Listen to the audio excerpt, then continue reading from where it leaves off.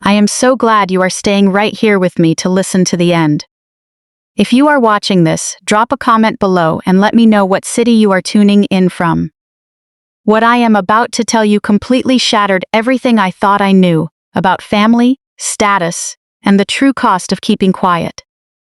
My mother called 3 days before Christmas.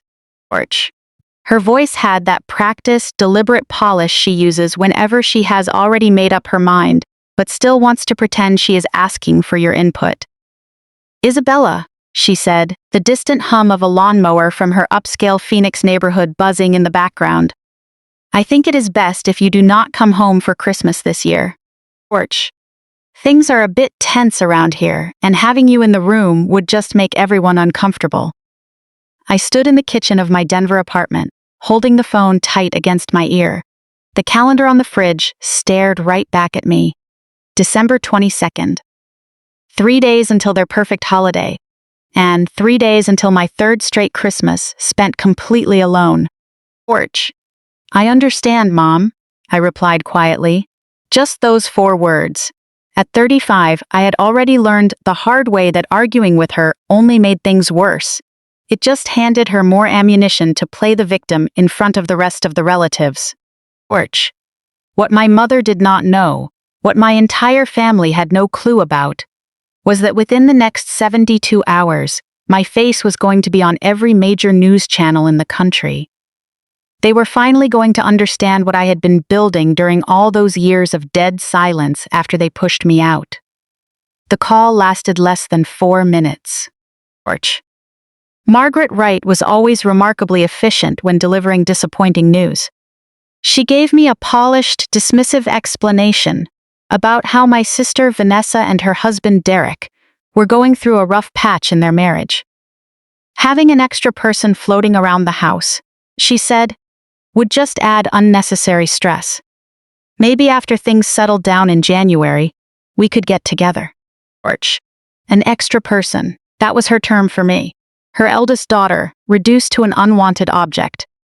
I did not interrupt. I just listened to every excuse. It was a script I had heard dozens of times before. Different holidays, different reasons, but always the exact same outcome. Isabella does not fit in. Isabella makes things awkward. Isabella belongs far away. "Well," she said, her voice lifting with relief. "I knew you would be reasonable about this. You have always been the sensible one." The sensible one. That was her favorite label for brushing me aside. As if my silence meant I agreed, and as if not causing a scene meant I was completely fine being abandoned. "We will call you Christmas morning," she added, almost like an afterthought. "And Isabella, if Vanessa reaches out, please be nice to her. She is under a lot of pressure right now." Before I could answer, the line went dead. No, I love you. No Merry Christmas. Just a cold instruction to be nice to the sister who had spent the last decade making sure the family doors stayed locked against me. 23 minutes later, my phone buzzed. It was a text from Vanessa. She never missed an opportunity to throw salt on an open wound. "Mom told me she called you. The message read. "Honestly, it is for the best. You always bring the mood down, Isabella. You just sit there with that critical look, judging everyone while contributing nothing to this family. Maybe you can use the break to get your life together. Get a real job, find a decent husband. Just saying. Merry Christmas." She ended the text with a red heart emoji, as if a little graphic could mask the sharp hostility behind every word. I read it twice, letting the words hit every old scar. Those wounds were ancient, but they still knew how to sting. Vanessa was 31, married to Derek, a powerful corporate attorney in Arizona who looked at balance sheets with more passion than he ever looked at people.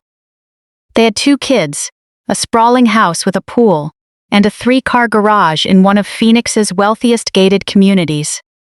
She was the exact image of what my mother thought a successful daughter should be. And then there was me. The cautionary tale. The reckless woman who gave up a promising path at First Mountain Bank to chase a wild tech dream. The older sister who chose ambition over an engagement ring. The outsider at Thanksgiving dinners whom relatives stopped asking about because my answers never fit their neat definition of a normal, respectable life. I typed out a reply. Thanks for thinking of me, Vanessa. Orch. Hope you guys have a great Christmas. Then I deleted it. I tried another. I am doing better than you could ever imagine. After a second, I deleted that one too. In the end, I sent nothing. Over the past decade, silence had become my only defense, and I was not about to give it up now. I tossed my phone onto the marble counter and looked around my apartment. Orch. It was not huge, but it was pristine. A second-hand leather couch I had restored myself, and a massive desk piled high with data reports, non-disclosure agreements, and algorithm notes. The air smelled of black coffee, relentless ambition, and deep solitude. There was no tree, no lights. Celebrating alone felt pointless. Against my better judgment, I opened Instagram. Orch. Vanessa's profile was right at the top of my feed.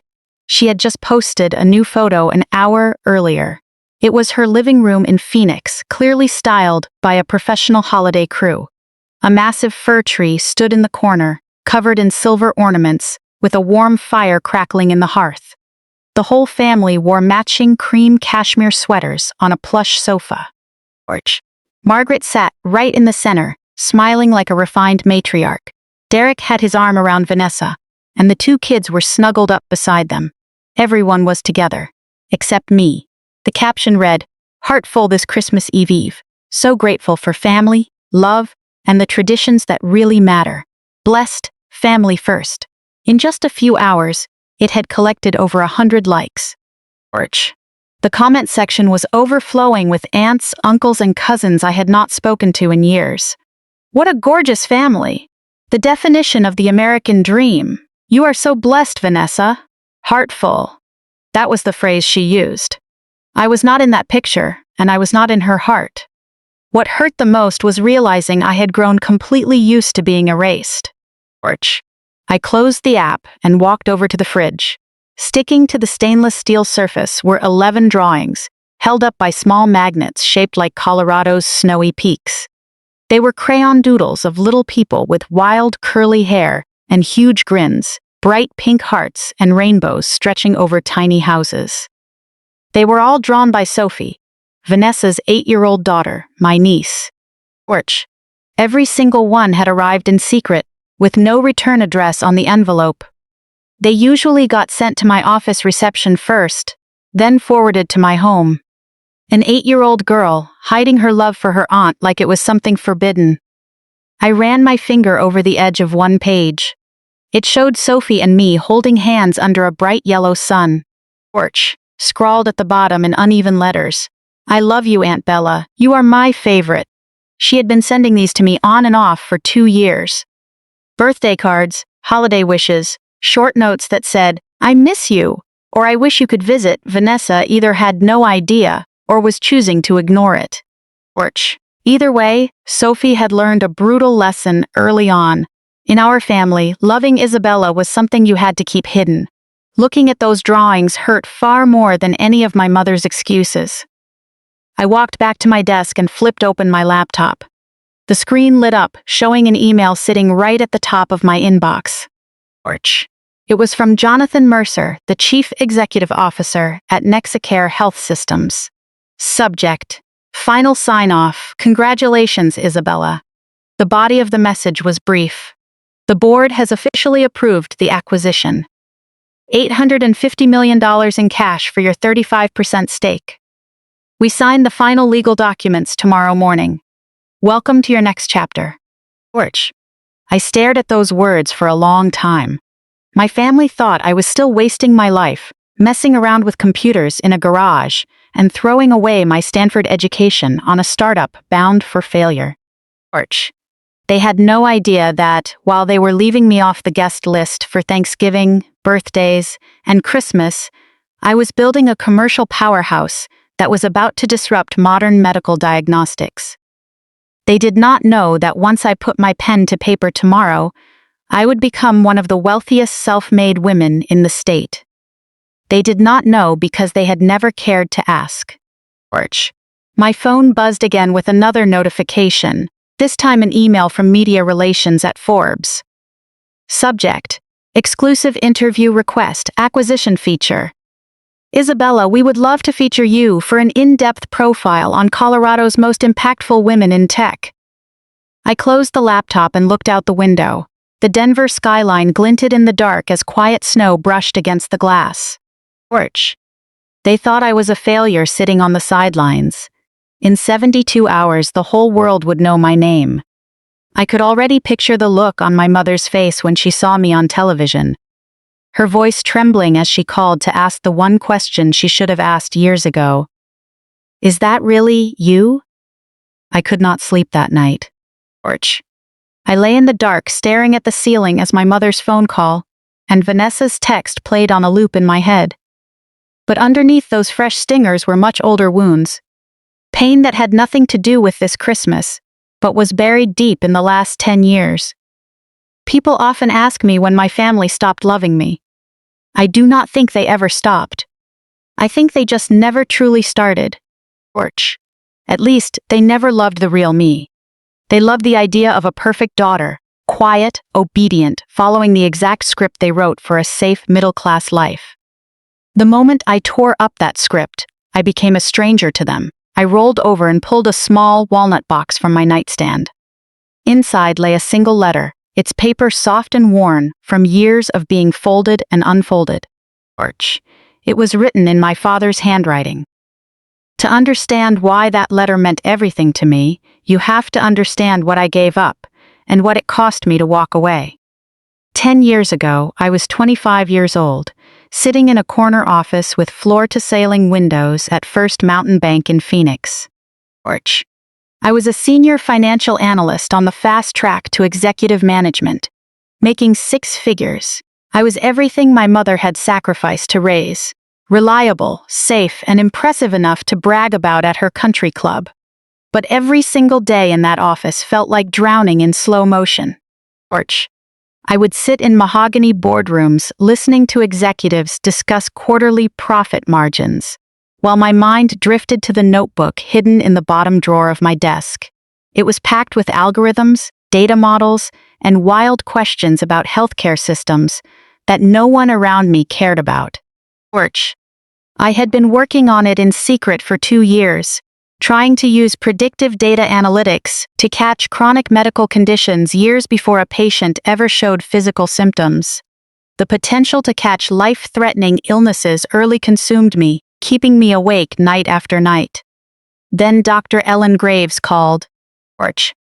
She had been my mentor during graduate school at Stanford, and she was the first person who saw something in me that I had not even recognized myself. Isabella, she said over the phone. I secured a spot for you in a health tech incubator project out in Silicon Valley.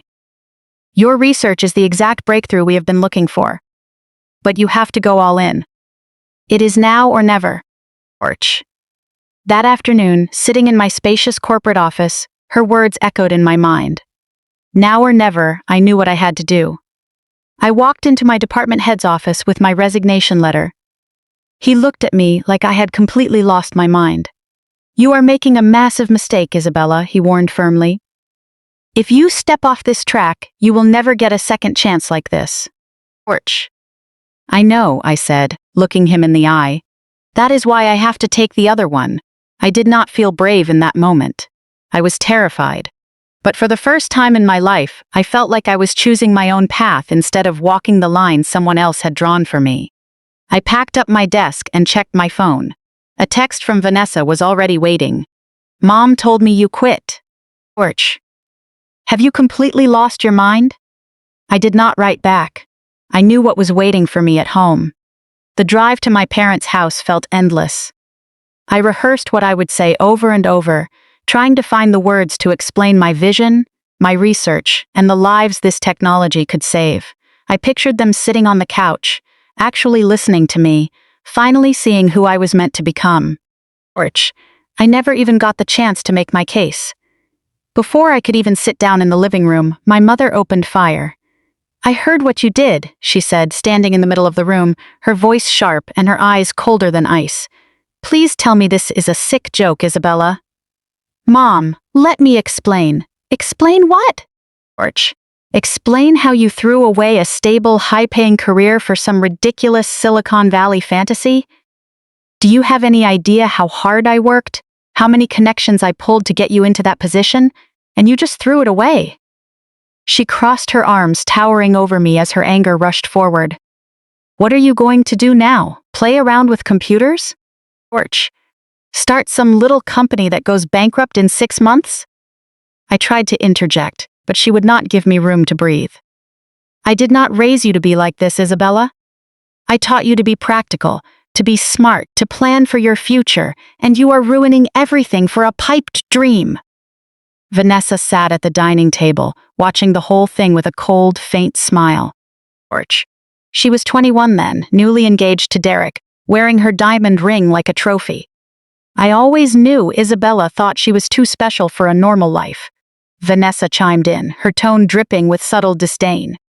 The rest of us are fine with stability, but I guess not everyone can be a genius. The way she said, genius, made it sound like an insult. Torch. The phone was on speaker, and Aunt Barbara had joined in from the East Coast. I told you, Margaret, she was always the hardest one to manage. Cousins in the family group chat, the one I was not included in, were texting back and forth. Did you hear about Isabella? It is so sad. I just sat there, saying nothing, listening to my family pick my life choices apart like a failed experiment. Torch. My mother listed every sacrifice she had ever made for me. Vanessa counted every way I had let the family down. I stayed silent, because even if I spoke, no one was listening. Through the entire trial, only one person stayed quiet. My father, Henry. He sat at the head of the table, watching me with a look I could not quite read. Torch. When the disastrous dinner finally ended and everyone had cleared out, he caught my arm in the hallway. Wait a moment, he said softly. I want to speak with you. We walked out to the back porch and sat on the swing where he used to read to me when I was little. Torch. It was on that swing he had taught me that the world was huge. Bigger than our house, bigger than Phoenix, bigger than anything my mother could imagine. The night was clear and cool. My father looked at me and said the words I had been waiting my whole life to hear. Tell me about your idea, Bella. The real version. Not the sanitized version you brought to calm your mother down. Torch. So I told him everything. The algorithms, the massive data models, the ability to catch diseases years before symptoms appeared, and the lives that could be saved from misdiagnosis or delay. When I finished, I saw his eyes glistening in the dark. Your grandmother, my mother. She died of pancreatic cancer, he said, his voice raspy. By the time the doctors found it, she had 3 months left. Torch. If someone had caught it earlier. He paused, turning to face me. Isabella, if you can actually build what you are talking about, you will save people like her. You will save thousands of them. He took my hand. It was the same hand that held mine when I was afraid of thunderstorms as a little girl. Do not listen to your mother, he said, and do not listen to Vanessa. Torch. They are just afraid of things they cannot understand. You have a fire inside you, Bella. I have seen it since you were a little girl. Follow that fire, even if it burns down everything around it. What if I fail, Dad? I choked out. Then you fail as someone who tried to do something that truly mattered, that still makes you greater than most people will ever be. He pulled me into a hug. Torch. A real hug, the kind that says everything words cannot. I believe in you, he whispered. I will always believe in you. 2 years later, Henry Wright died of a sudden heart attack on a Tuesday morning in March. There was no warning, no chance to save him. He was only 62. I flew back to Phoenix like a ghost, standing by the grave as they lowered his casket into the earth. Torch. The only person who had ever truly believed in me was gone. After the funeral, my mother cornered me in the kitchen. He spent his final years worrying about you, she said, her voice cold and completely controlled. Every night he wondered if you were okay, if you had enough money, if your silly little company was going under. She stared right through me. Torch. Watching you struggle took a toll on him, Isabella. That kind of constant stress is not good for a man's heart. She did not say the exact words. She did not have to. Vanessa stepped up behind her, arms crossed. Mom is right. Dad was always defending you, always making excuses for your choices. Orch. Maybe if you had just been a little more normal, his last years would not have been spent stressing over you. I did not say goodbye. I drove straight to the airport and caught the first flight back to Denver. My company was on the brink of falling apart. 3 employees, a cramped basement workspace, funds almost gone, and no father to call when it all felt like too much to bear. Orch. A week later, a letter arrived in my mailbox, forwarded from my parents' house. It was addressed in my father's handwriting. Inside was a single page, dated 3 weeks before he passed away. My dearest Bella, if you are reading this, I am likely gone. I am sorry I could not say these words to your face. I know the road ahead is going to be incredibly hard. Orch. I know they will not make it easy on you, but please, never let them put out your light. You were made for extraordinary things. I have always known it. When you doubt yourself late at night, remember this. I chose to believe in you, and I was right. I am already so proud of you. Love, Dad. Over the next 8 years, I read that letter 1,000 times. Orch. On the hardest days, through the loneliest nights, and on every Christmas I spent alone. It was the one reason I never gave up. Which is why, when my mother finally saw my face on the news, the emotion I felt was not what I expected. It was not triumph nor satisfaction. It was deep sorrow. Because the one person who should have been standing beside me to see it was gone. Orch. I closed the wooden box holding my father's letter and placed it back on the nightstand. December 23rd. Pale, cold morning light filtered through my apartment windows. It had been 8 years since Henry passed, 8 years of building in total silence. Today, everything changed. Grief never really leaves. It just learns to sit alongside everything else you carry. Orch. I took my father's faith and made it my second heart.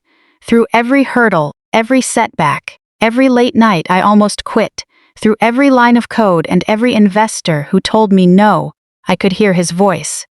You were made for extraordinary things, he was right. I only wished he could be standing here to see it himself. Orch. I showered and pulled on my best charcoal-tailored blazer. Sharp, powerful, but understated. Picking up my phone, I saw 17 emails sitting in my inbox from my legal team, accountants, and board members. And a text from Marcus Chen. Big day. Do not be late. Deep breath, I grabbed my keys and drove into downtown Denver. Orch. The headquarters of Med Insight Analytics sat on the 14th floor of an unassuming office building on 17th Street. No flashy Silicon Valley campus, no beanbag chairs, no ping-pong tables. Just a focused workspace with whiteboards, covered in complex equations and cold coffee cups on every desk. I preferred it that way. Results always mattered more than optics. Orch. The elevator doors opened, and I walked into the company I built from scratch. 43 employees looked up from their screens as I walked down the hall. Engineers pulled up code bases. Data scientists argued over model thresholds, and a small sales team made calls in the corner. People waved and nodded as I passed. Morning, boss. Big day, right? We are all rooting for you. Orch. These people had staked their careers on my vision. Some had been with me since the beginning, back when I could barely pay full salaries and had to offer equity that felt like a gamble. Now that equity was about to give them financial freedom. Enough to buy homes outright across Colorado. I built this, I thought as I walked down the aisle. Orch. Every hire, every core algorithm, every hospital contract, every sleepless night, every hard choice. 7 years ago, this company was just a few scribbled ideas in my notebook. 5 years ago, it was just Marcus and me in a garage surviving on instant noodles and pure determination. 3 years ago, we landed our first major hospital system contract. Orch. And today we were being acquired by a global healthcare enterprise in a deal valuing the company at over $850 million in cash and equity. I found Marcus Chen in his corner office, staring at his laptop with the calm composure of a man who had weathered far worse storms. At 52, with graying hair, he carried an easy confidence. Orch. He used to be the chief technology officer at Rayburn Health Systems, one of the largest health tech firms in the country. Years ago, he walked away from a high salary and corporate perks to bet on a 28-year-old with no track record and an unproven plan. "There she is," he said, looking up with a smile. "The woman of the hour." I sat across from him. "I feel like I might throw up." "Orch. Good. That means you realize the weight of what you built." I met Marcus 7 years ago at a health innovation conference at Stanford. I was 28 and my father had just passed away. I stood in a room full of venture capitalists attempting to pitch my research. The investors in Patagonia vests made it clear they thought I was wasting their time. Orch. I was nervous, stumbling over my words and mixing up my slides. My data was solid, but my delivery was a mess. Everyone turned me down. Too risky, too ambitious. Who was this unknown founder from Denver with raw algorithms and big dreams? But after the room cleared out, one man stayed behind. Orch. He started asking questions. Real questions that showed he actually understood the underlying technology I was trying to build. We grabbed a coffee. 3 hours later, he offered me an opportunity that changed my life. "Your algorithms are rough," he told me straight, looking me in the eye. "Your pitch deck is awful. But your core idea is going to change how modern medicine works. Count me in. Orch. Let us build it together." Marcus brought corporate experience, industry connections, and rock-solid credibility. I brought the vision, the core algorithms, and the relentless drive my father believed in and my mother tried to extinguish. We argued over technical roads constantly, but the mutual respect was absolute. Orch. He became the mentor I never knew I needed, a steady presence after my father passed away. Marcus looked at me now with a sharp, discerning eye. It was his classic expression right before saying something he knew I might not want to hear. "You have that look on your face again," he said, "the one you get when you think about your family." I straightened up immediately. "I am fine." Orch. "You do not have to pretend. This is a historic moment, and the people who should be celebrating with you are not here." "Did you ever tell them about this?" "They never asked," I said plainly. He gave a slow nod, as if that answer confirmed what he already suspected. "Walk me through it one more time," he said, steering the conversation back on track. "What we built." Orch. "I want to hear you say it out loud before you sign." I knew what he was doing. He was grounding me, reminding me why we suffered through the hard miles when the moment felt overwhelming. Med Insight Analytics built predictive algorithms for early disease detection, I said, taking a deep breath like an oath. We analyze massive patient datasets for tiny patterns human eyes miss. Orch. Micro shifts in blood work, subtle markers on scans, genetic mutation trends, hidden connections that would take an expert physician years to connect, our system spots in seconds. My voice grew steady. Our algorithms can flag pancreatic cancer signals 18 months ahead of traditional screenings. They predict cardiac events before a patient feels chest pain. Orch. They spot hidden diabetes in patients who do not fit typical risk profiles. Right now, our system is deployed in 37 major hospitals across 12 states. Over the last 4 years, our tech has flagged early intervention indicators for over 8,000 patients. The lives saved? Uncountable. But the thank you letters from families fill an entire drawer in my desk. Orch. I paused, feeling a sudden heat behind my eyes. I built this system because of my grandmother, who passed away from pancreatic cancer before I was born, and because of my father, who was taken at 62 by a sudden cardiac event. No warning, no chance to save him. If Med Insight had existed 20 years ago, maybe they would both still be here. Orch. That is what I built in a dark basement while my family wrote me off as a failure. That is what they never bothered to understand. Marcus nodded, his eyes bright. And now, Nexicare is deploying our technology across 200 top hospitals by 2027. 200 hospitals, millions of patients, all because you refused to give up. My eyes stung, but I blinked the tears away. Orch. Because we refused to give up, I corrected him, offering a smile. Now, Let us go make it official. We walked down the hallway together, heading toward the flagship conference room where the signing ceremony was about to take place. Employees gathered on both sides of the corridor, some clapping softly, others giving a thumbs up, whispering quiet words of encouragement. Porch. When everyone else wrote me off as a failure, these were the people who believed in me. Before anyone validated my vision, they had trusted me with their own futures. The legal team was already in position inside the conference room. Thick stacks of legal documents were neatly arranged across the mahogany table. Porch. Taking up an entire wall, a massive screen glowed to life, ready to connect us directly to Nexicare's headquarters in Manhattan. My hands trembled slightly, completely beyond my control. Earlier that morning, a fleeting thought had crossed my mind. To call my mother. To tell her everything before the whole world found out. Porch. I had even rehearsed the lines in my head.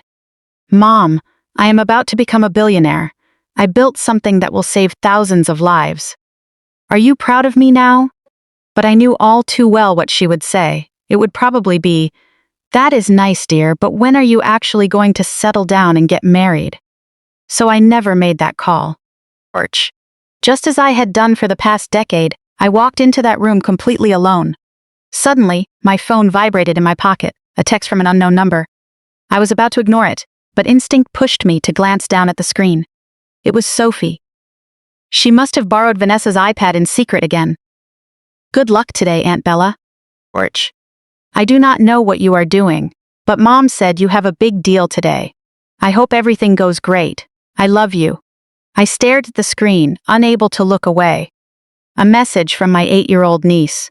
In this massive family, she was the only one who offered me unconditional love. The only one who wished me well without even knowing what I was doing. Porch. I typed out a quick reply. Thank you, sweetheart. I love you too. Sliding the phone back into my pocket, I took a deep breath and turned to face the giant display. The connection went through, and Jonathan Mercer appeared on screen. In his early 60s with silver hair, he was a seasoned executive who had built a corporate empire through sheer discipline and razor-sharp judgment. Porch. He smiled at me through the monitor, a quiet sign of respect from one builder to another. Miss Wright, he began, his deep voice carrying through the room. After 8 long months of intense negotiations, I have to admit you are one of the toughest negotiators I have ever dealt with. I learned from the best, I said, glancing at Marcus beside me as he gave a subtle nod. Porch. Well then, let us make this official, Mercer said with a smile. $850 million in cash for your 35% stake. Once you sign, you will be one of the wealthiest self-made women in the state.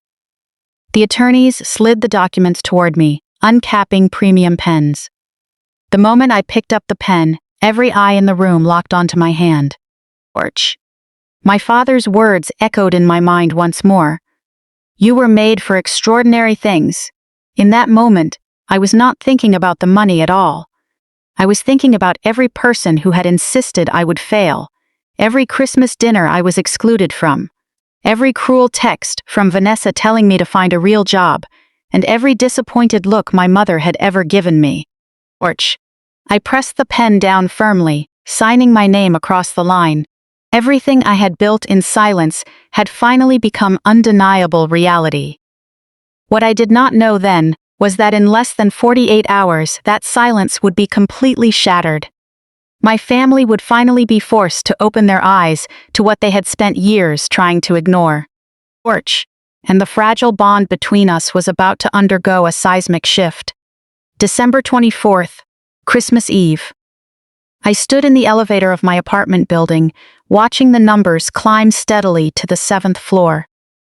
Exactly 24 hours had passed since I signed the documents that brought my net worth to $850 million.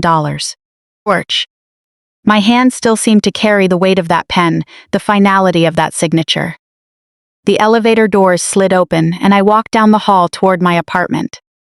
It was the same corridor I had walked 1,000 times. The same door, the same lock, the same small space waiting behind it. I had spent 7 years dreaming of this moment, fighting for it. sacrificing everything for it. Yet now that it was actually here, I felt absolutely nothing. No, that was not true. I felt something. I just did not know what to call it yet. The apartment was exactly as I had left it that morning. Small, quiet, empty. No Christmas tree in the corner.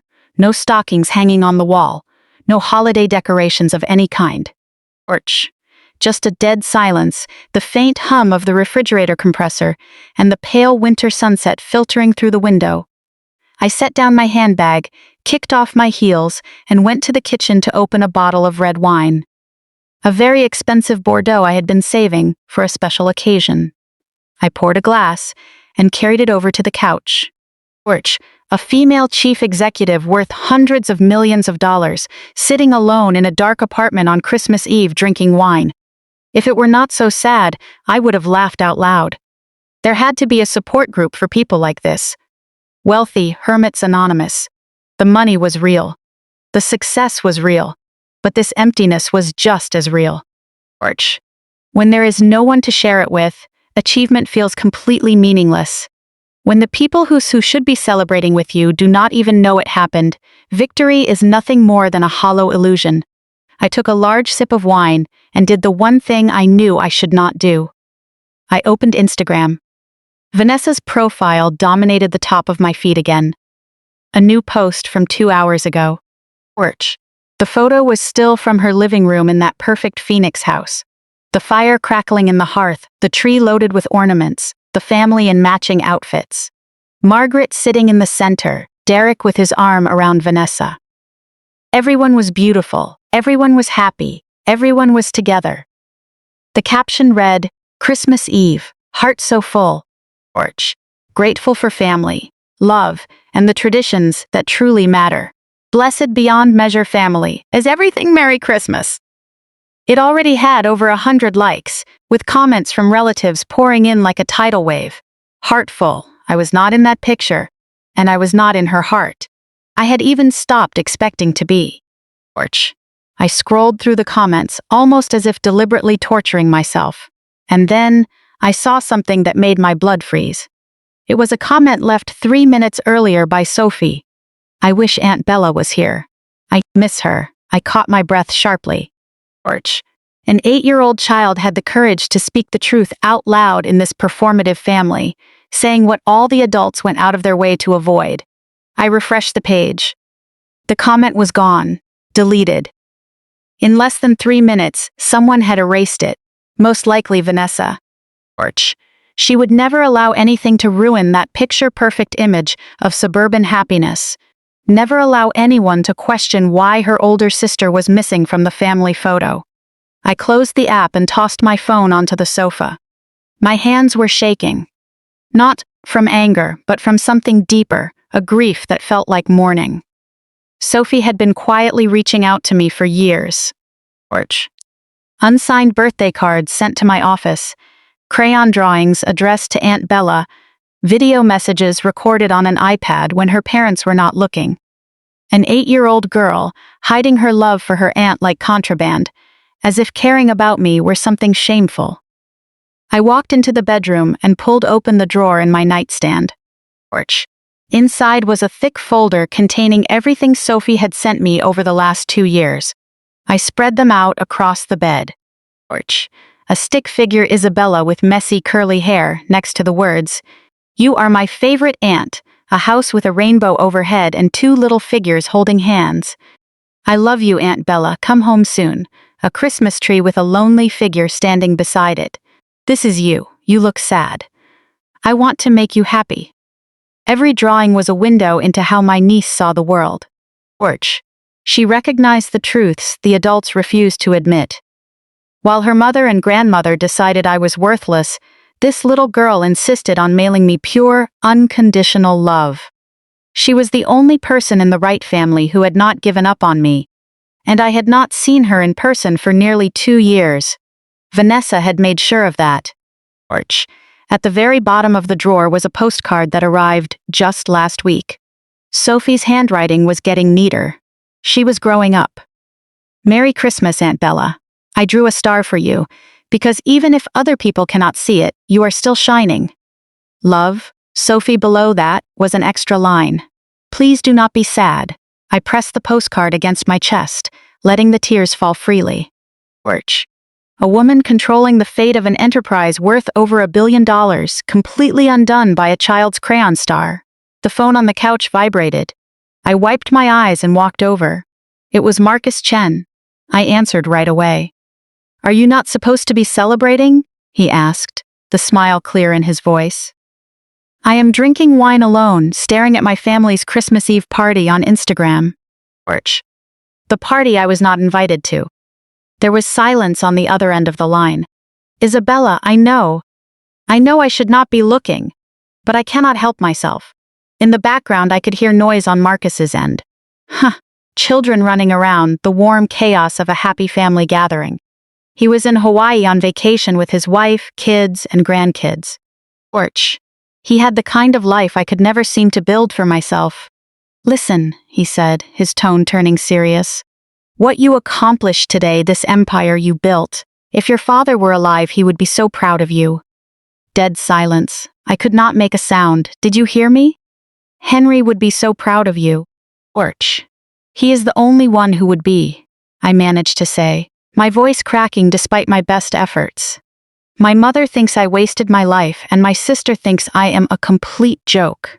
Tomorrow, when the news breaks nationwide, they will finally know the truth. They will finally see what they refuse to acknowledge. Is that what you want? Just for them to finally get it? George. I thought about the question carefully. I do not even know what I want anymore. Marcus stayed quiet for a moment, then said something I will never forget. Proving them wrong was never the point, Isabella. The point is that you built something real, something that actually saves lives, something that matters. Whether they see it or not does not change that. Intellectually, I know that. I do. Lurch. But, Marcus, I am 35 years old. I am worth over $800 million. And I still desperately wish my mother would just say, I am proud of you. A heavy silence stretched between us. Give it time, he said softly. It takes time for anyone to process this, especially complicated families. And if they never get there, you will find your own peace. You have done it before. Lurch. Get some sleep. Call me tomorrow. He added, and Isabella, Merry Christmas, even if they are not proud of you, I am. The line went dead. Once again, I was sitting alone in the dark, Marcus's words echoing through the empty room. I reached for the wooden box on my nightstand again. My father's letter lay quietly inside. I carefully unfolded it, letting his words wash over me once more. Lurch. When you doubt yourself late at night, remember this. I chose to believe in you, and I was right. I am already so proud of you. I traced his handwriting with my fingertips. I did it, Dad, I whispered into the quiet air. I wish you were here. I wish you could see what your faith built. A tear dropped onto the paper, and I quickly wiped it away, terrified of blurring the words he left for me. Lurch. The television had been on low, serving as background noise to fill the silence. But right then, something on screen caught my attention. A news anchor appeared against a graphic backdrop. She spoke with that characteristic broadcast enthusiasm. Coming up after the break, a Colorado startup makes history with an acquisition worth over $1 billion. Lurch. Who is the quiet co-founder about to become one of the youngest wealthy self-made women in the country? My picture flashed on the screen, the professional headshot from our company website, my face, my name. Broadcasting to millions of homes across America. An exclusive deep dive tomorrow morning on our Christmas special, the anchor said with a smile. Lurch. This is an American dream story you do not want to miss. My phone immediately started buzzing wildly. Emails from reporters, requests for media comment, exclusive interview offers, network invitations. But nothing from my family. Not a single message from Phoenix. They still had no idea. Tomorrow morning, they would discover the secret along with the rest of the world. Lurch. I turned off the TV and sat in the dark. The wine was gone and the letter rested on my lap. Outside, Denver was buried under a thick blanket of snow. In the distance, church bells began to chime for Christmas. In a few hours, the sun would rise and the entire country would wake up to the story of Isabella Wright. Porch. And in that house in Phoenix, my mother would see my face on her giant television screen. I did not know what would happen then. Would she call? What would she say? All I knew was that after 35 years of feeling invisible, I was finally going to be seen. I fell asleep on the couch that night, holding my father's letter tightly like a lifeline. I dreamed of him, and he was smiling at me. And when I opened my eyes again, the world had completely changed. I was woken by the frantic vibration of my phone on the coffee table. Christmas morning. It was not a normal vibration. It felt desperate, like something begging for attention, continuous and jarring. I opened my eyes and stared at the ceiling, taking a few seconds to figure out where I was. My neck was stiff and sore from sleeping, curled up on the couch. My father's letter was still clutched in my hand. Pale morning light filled the apartment. I reached out a stiff hand to grab the phone. The moment the screen lit up, the numbers felt completely unreal. 47 missed calls, 231 unread texts, over 1,000 email notifications. For a second, I thought something terrible had happened. A car accident? A disaster? The kind of emergency that makes 47 people call frantically on Christmas morning? Then I remembered. The deal. The news. The story set to break today. I sat up straight, my heart racing.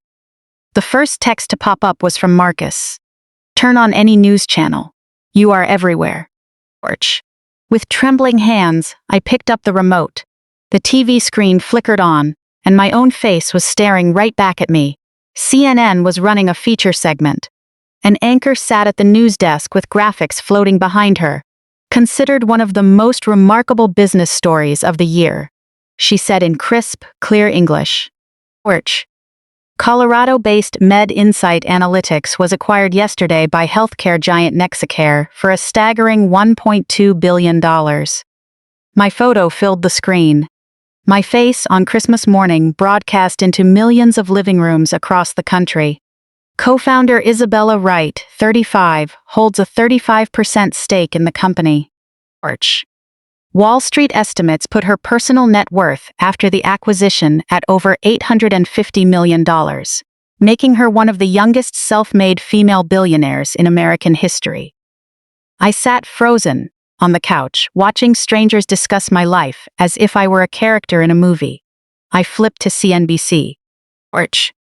Wright's predictive algorithms have already been proven, catching thousands of early-stage cancer cases across 12 states.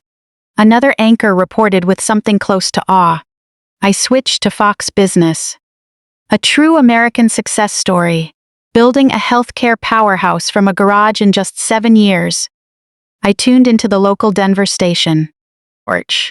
Colorado's own Isabella Wright proves that top-tier technological innovation is not limited to Silicon Valley. My face scrolled across every channel. My name dominated every headline. And the only thought in my mind was, my mother is about to see this. I opened my laptop and clicked onto the Forbes website. Across the top of the homepage, the banner headline read in bold print, Meet Isabella Wright, the healthcare visionary who just became a billionaire. Below the headline was a photo I had almost forgotten about, taken 3 years ago at an industry conference. I was laughing, my eyes full of confidence and life, looking like a woman completely in control of her future. I hardly recognized myself. The long feature traced my journey in detail, my years at Stanford, the banking career I stepped away from, the early days eating instant noodles with Marcus in a garage. Quotes from colleagues were scattered throughout. Isabella is the most determined, focused founder I have ever met. And Dr. Ellen Graves. From the first moment I met her, I knew she would change the future of medicine. I am just grateful I had the privilege to watch it happen. A major section detailed Med Insight's clinical impact. Over 8,000 early interventions, countless lives extended or saved, praise from hospital executives, thank you letters from patients. This was everything I had fought for over the years, laid out in black and white for the world to see. Then I reached a paragraph near the end that stopped my breath. When asked about her support system during the difficult early days, Wright remained characteristic of her quiet privacy. "I had incredible mentors and colleagues," she said in a recent interview. "When it mattered most, they chose to believe in me." No mention of family, because there was nothing to mention. The reporter had asked about my family support, but I could not name a single relative. Not to protect them, but because they were simply never there. They had offered no shelter. I scrolled to the comment section. Hundreds of responses had already been posted. "My daughter is in medical school, struggling with imposter syndrome every day." T1 comment read, "I just sent her this article." "Thank you, Miss Wright, for showing her what is possible." This is what happens when you bet on yourself. Incredible, strangers were celebrating me. Strangers were inspired. People I had never met drew courage from my journey. Yet my phone still showed no missed calls from Phoenix. My mother had not reached out. My sister had not reached out. While the world was cheering, the family that locked me out for Christmas remained dead silent. I closed the laptop and let the bitter irony soak in. I had imagined this moment 1,000 times. The thrill of vindication, the sense of proving to them that leaving comfort behind was not madness. But when the people who should have witnessed it refused to look, victory feels like an empty room. The phone rang, a familiar name on the screen. Marcus Chen. I picked up instantly, deeply grateful to hear a trusted voice on this surreal morning. "Merry Christmas, Billionaire," he said. "Are you holding up okay?" "I do not know. I think I am still in shock." That is normal. When our Series A funding came through, I did not sleep for 3 days. But this is much bigger than a funding round, Isabella. This is everywhere, I know. My grandkids just saw you on TV. They think you are a superstar now. I could not help but laugh. It was my first real smile in days. "I guess technically I am." His tone shifted, growing softer and more serious. "Your family? Have they called?" Silence stretched between us. No, nothing. Not a single message. I heard him exhale heavily on the other end. "It is still early. Maybe they have not seen the news yet. It is scrolling on every channel, Marcus. There is no way they missed it. Then, maybe they just do not know what to say. Or they simply do not care." We both fell silent. "I thought I would feel victorious," I finally said, my voice raspy. I thought I would feel that sense of vindication, like the last 10 years of being treated like nothing were finally made up for. But instead, I just feel empty. Like I won a marathon no one was watching. If they do not care, what was the point of proving them wrong? "Proving them wrong was never the point, Isabella," Marcus said slowly. "The point is that what you built is real. It saves lives. It has value whether they see it or not. Intellectually, I know that, but I am 35. I am worth over $800 million, and I still just want to hear my mother say, 'I am proud of you.'" A long pause followed. "Give them time," he said quietly. "This is a massive shock for anyone, especially a complex family. If they can never handle it, then you find your own peace. You have done it before. Get some rest if you can. Call me if you need anything. And Isabella, even if they are not proud of you, I am." The call ended. I was left in solitude again, surrounded by praise from thousands of strangers, but lacking a single word from my own blood. Time crawled by. Notifications kept popping up. Mails from journalists, inquiries from investors, texts from old acquaintances who suddenly remembered I existed. A college classmate I had not spoken to in a decade. "Oh my gosh! Isabella, is that really you on TV?" A former banking colleague. "I always knew you were going to do something big." Everyone was reaching out, as if my success created a gravitational pull drawing them from the past. Everyone was eager to offer congratulations, eager to stand in the light, except the people who should have been first. By noon, I had completed 3 phone interviews with major outlets. By 1 o'clock, over 2,000 unread emails sat in my inbox. By 2 o'clock, I received personal messages from the governor of Colorado, 2 U.S. senators, and a Silicon Valley executive I had admired for years. By 3 o'clock, my family still had not called. As hours passed, I checked my phone almost compulsively. I opened the message thread with my mother. Orch. The last text was from 3 months ago. A dry, happy Thanksgiving tea, to which she had replied with a simple thumbs-up emoji. Nothing new. I opened Vanessa's thread. The last message was still her hostile text from 3 days ago. You always bring the mood down. Go find a real job. I told myself it did not matter. I had spent 10 years learning how to stop needing them. Orch. But needing and wanting are two different things. I desperately wished they would reach out first. Wished they would take the first step. Wished that, in their eyes, I was finally important enough for a phone call. At 3:45 p.m., I stood by the window watching the heavy snow outside. Suddenly, the phone rang. Not a text, a real call. I looked at the screen, and my heart stopped beating for a second. Orch. The name flashed in bright white against the dark display. Mom, my thumb hovered over the accept button. The phone vibrated in my palm like a pounding heart. I had waited 10 years for this call, rehearsed it in my dreams, feared it in reality. Now that it was here, I had no idea what I hoped she would say. I took a deep breath, swiped to answer, and brought the phone to my ear. Hello. Orch. There was dead silence on the line. Then my mother's voice came through, trembling, unsteady, completely different from the woman who had coldly told me 3 days ago, "You make everyone uncomfortable." "Isabella," she said, "I just saw you on television." Another long pause. I waited. "Is that?" She paused, swallowing hard, trying again. "Is that really you?" Just those few words. Orch. After 10 years of being ignored, 10 years of being treated like a family disappointment, 10 years of exclusion and cold distance. Is that really you? As if she had never known me at all. Or perhaps that was the core of it. She truly never had. Is that really you? My mother's voice trembled over the line, as if she were talking to a ghost. Orch. I stood by the window, watching the snow fall over Denver, listening to her wait for an answer to a question she should never have needed to ask. "Yes, Mom," I said quietly, "it is me." A heavy silence stretched between us. I could hear her rapid breathing. Orch. She was trying to process it all, trying to bridge the gap between the daughter she had dismissed as a failure and the billionaire currently making national news. The divide was too wide. Her framework had clearly collapsed. I did not step in to help her. I was not going to make this easy. Orch. For the first time in my adult life, I held the power in this relationship, and I had no intention of giving it away.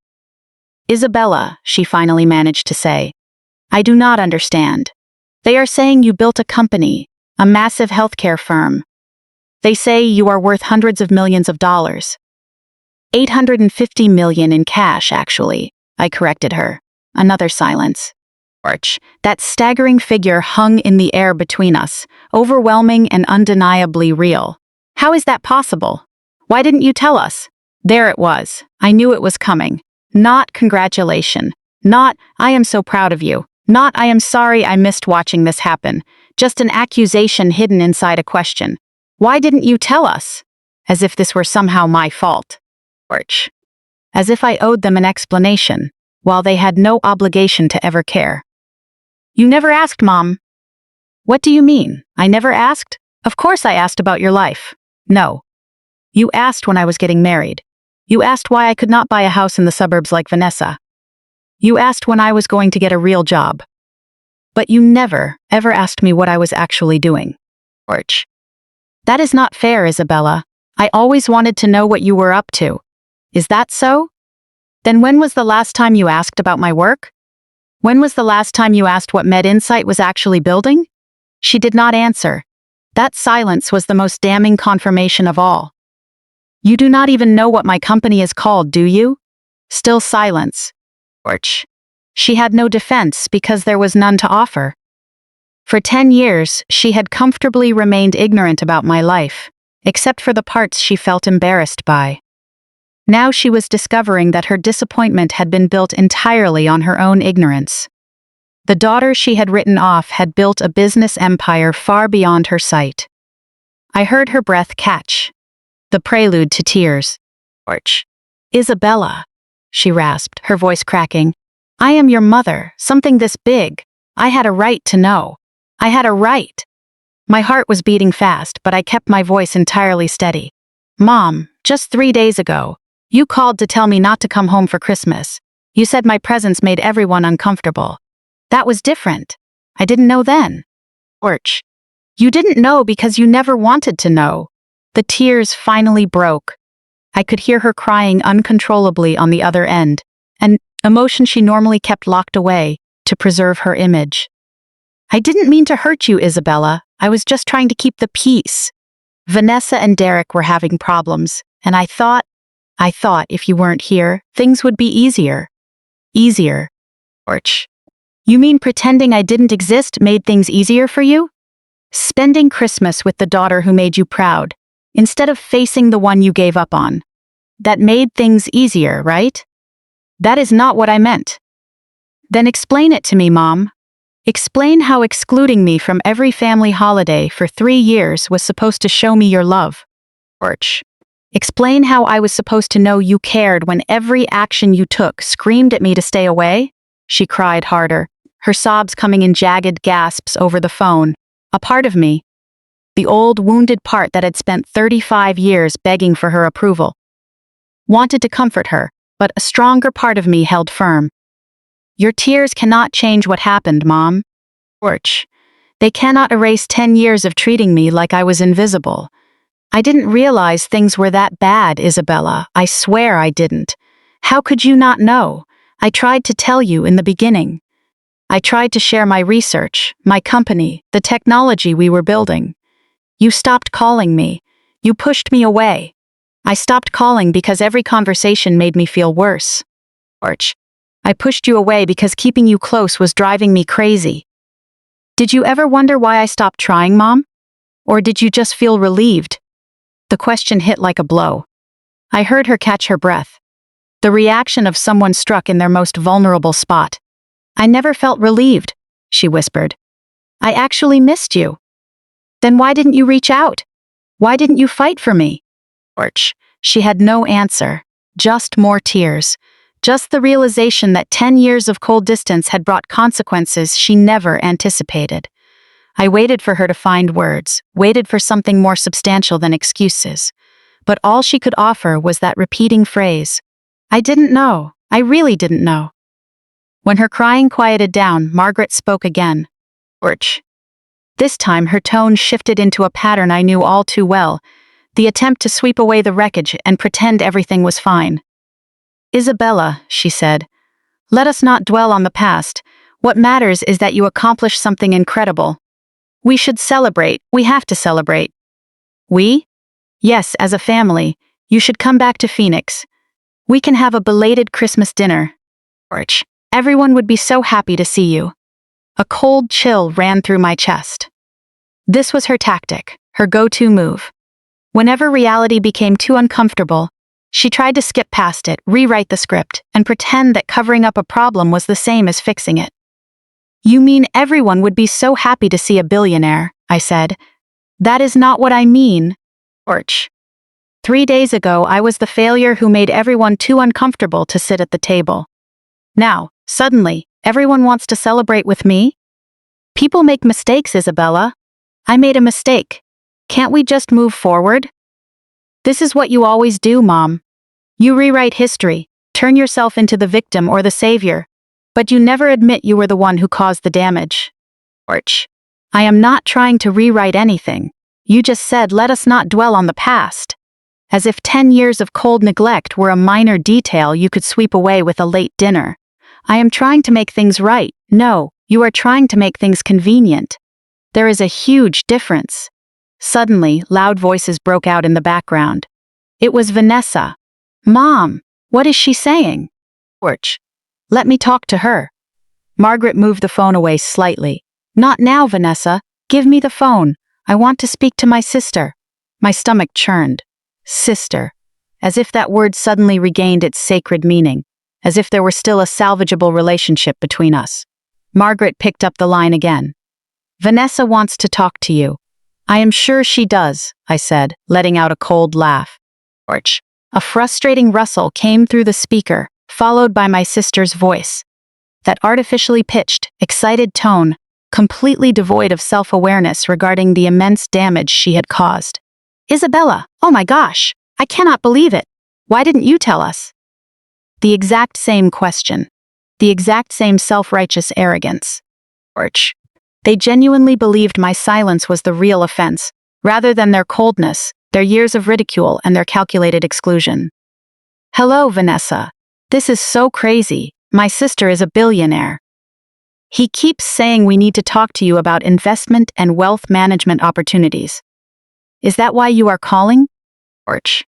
So your corporate attorney husband can talk investment opportunities with me? What? No. I am calling because I'm your sister, and I just found out you are basically one of the biggest names in the country right now. You are not calling because 3 days ago you sent me a text telling me I just bring the mood down and that I should go find a real job, right? Oh, so we are going there. I didn't mean it like that, Isabella. Then how did you mean it, Vanessa? Because it sounded an awful lot like you wished I would just vanish off the face of the earth. Come on, Isabella, we are sisters. Sisters fight all the time. It is really not a big deal. It is a big deal to me, I said, emphasizing every single word. You are being so dramatic.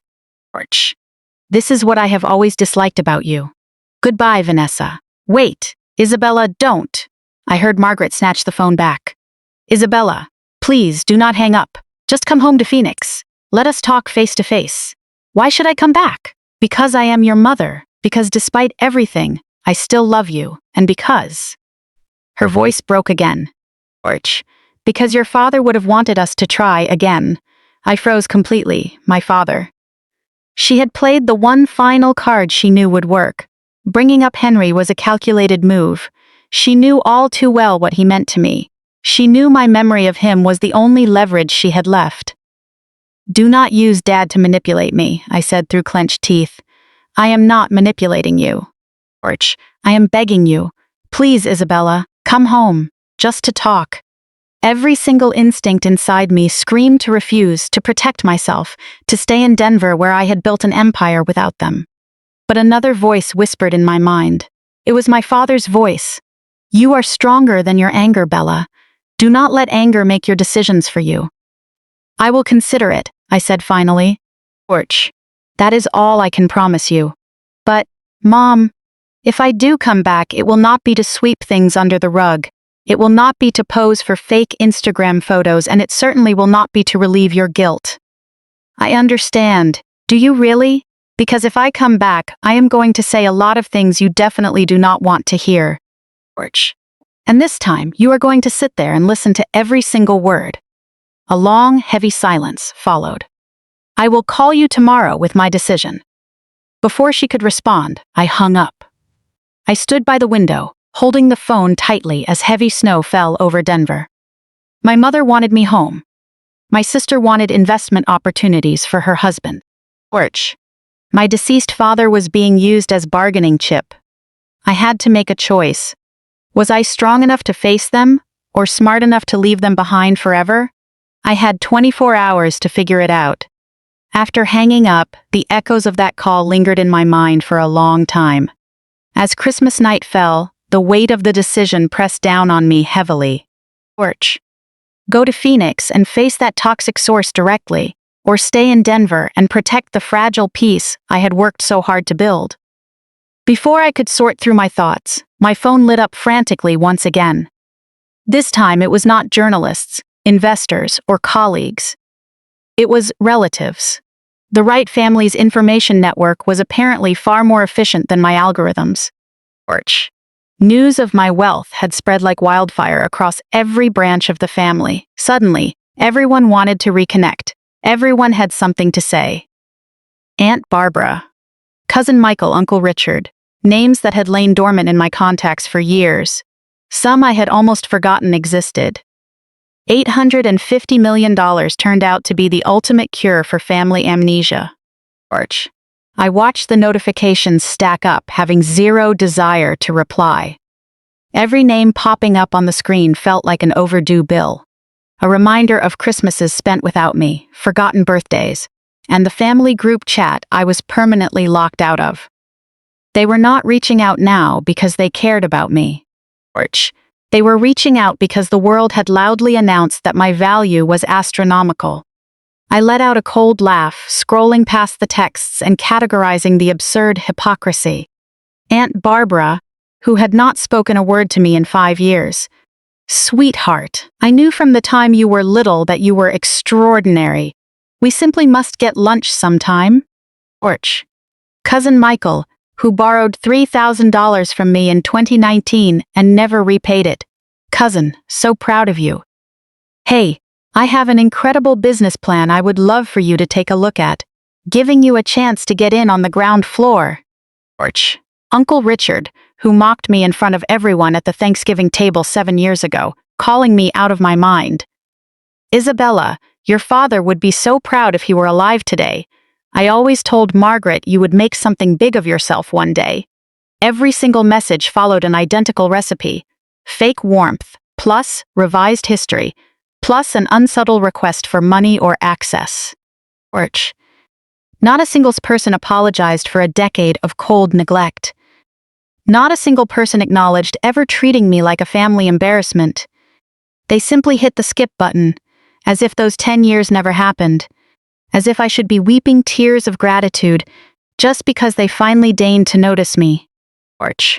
Suddenly, a system notification popped up at the top of my screen. Isabella Wright has been added to the group chat Wright family updates. The very core family group chat they had spent a century excluding me from. I opened the chat and found 47 unread messages. Oh my gosh, did everyone see Isabella on the news? I cannot believe it. She was hiding such a massive deal all these years. She really should have told us. She made herself such a stranger. When is she coming to Phoenix to visit us? They discussed me without restraint, as if I were not a living person, but a sudden lottery jackpot that landed from the sky. Or a piece of gossip to pass around at the Thanksgiving table. With a cold expression, I typed a line into the box. Hello everyone, yes, that is indeed me on the news. And yes, I can see every single message you just sent in this chat. I hit send. The group chat instantly plummeted into total silence. No typing. Bubbles appeared and vanished. No one knew what to say. For the first time in 10 years, they were the ones made to feel uncomfortable. It felt far better than I expected.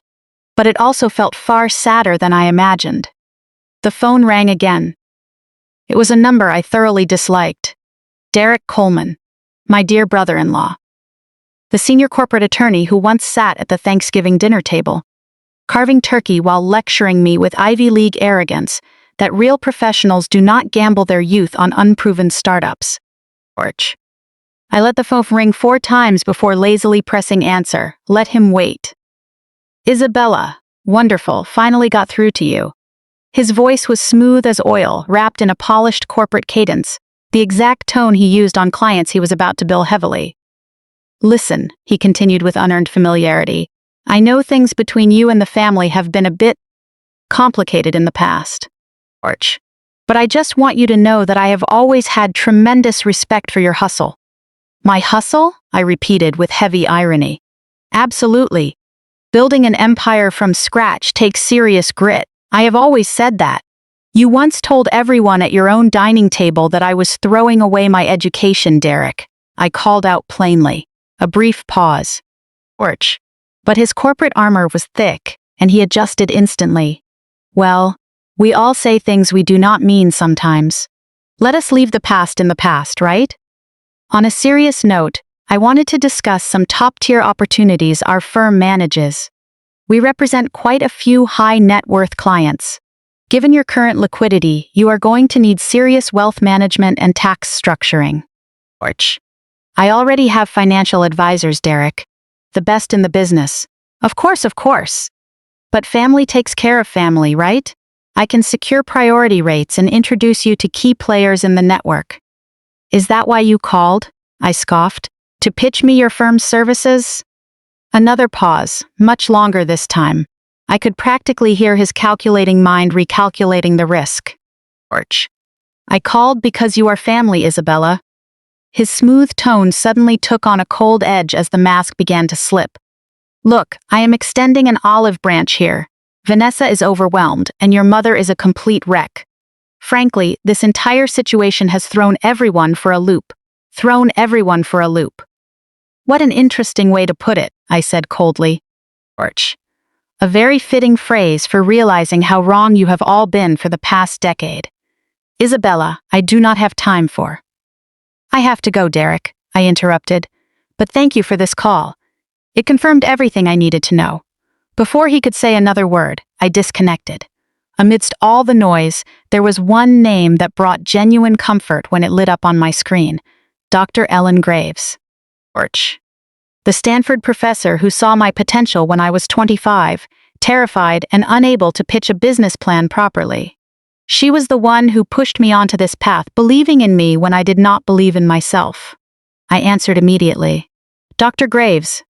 Isabella, I saw the news. I wanted to reach out before the vultures descended upon you. Her voice was as warm as ever, but direct. Orch. No flattery, no hidden agenda, just pure concern from a mentor who knew me long before any of this occurred. Are you holding up okay? I want the truth, not the statement you give to reporters. I let out a long breath. It was the only genuine question I had heard all day. I do not know, doctor. I thought this would feel better. Orch.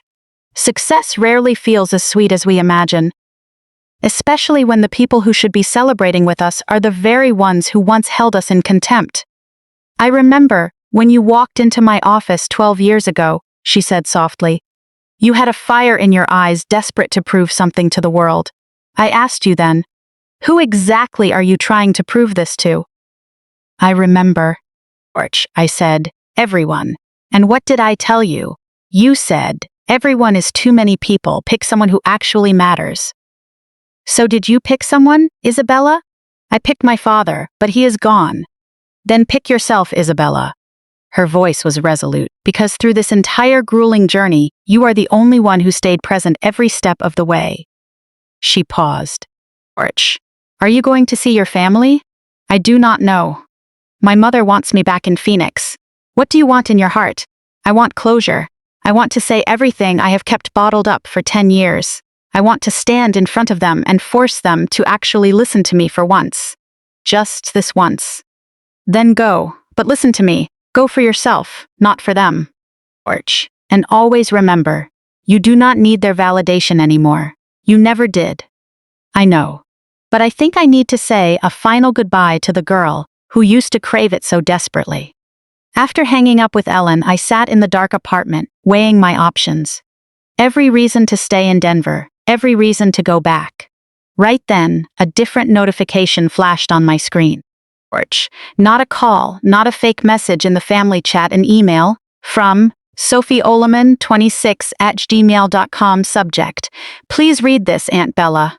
My heart tightened sharply. My fingers trembled as I opened the message. Dear Aunt Bella, I saw you on TV today. You looked so pretty and important. Mom and Dad are acting really strange. Orch. They keep talking about you and a lot of money and things I do not understand. I do not care about any of that. I just wanted to tell you that I am proud of you. I always knew you were special, even when no one else said it. I kept all the letters you wrote me. Every time I get sad, I read them, and it makes me feel better. Are you coming to visit us? I really want to see you. Orch. I drew 12 new pictures for you. I kept them all without mailing them. I love you, Aunt Bella. I would love you even if you were not rich, because I loved you long before anyone else knew. Love, Sophie. P.S. Please do not be mad at Mom and Dad. They just do not understand things like we do. I read the email 3 times, tears streaming down my face without warning. Orch. It was the first genuine tear I had allowed myself all day. An 8-year-old child possessed far more clarity than all the adults in my family combined. She loved me when I had nothing. She loved me when I was just a failure to the rest of them.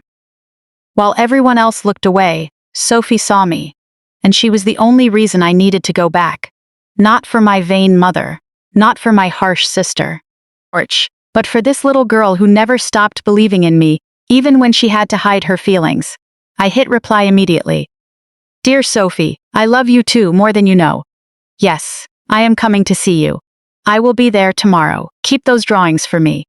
Love, Aunt Bella. I pressed send. The decision was made.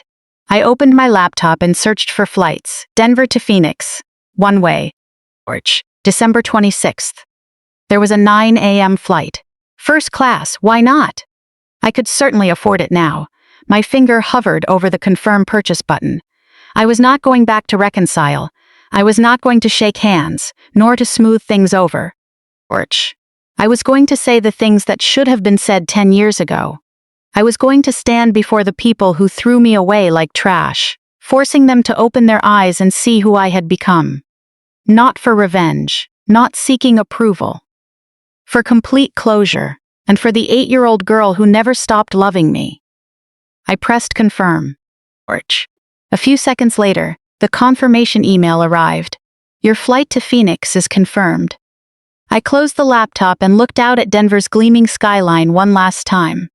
Tomorrow I face my family. Tomorrow I speak the truth. And whatever happens after that, at least I will be completely free. The plane took off from Denver at 9 a.m. on December 26th.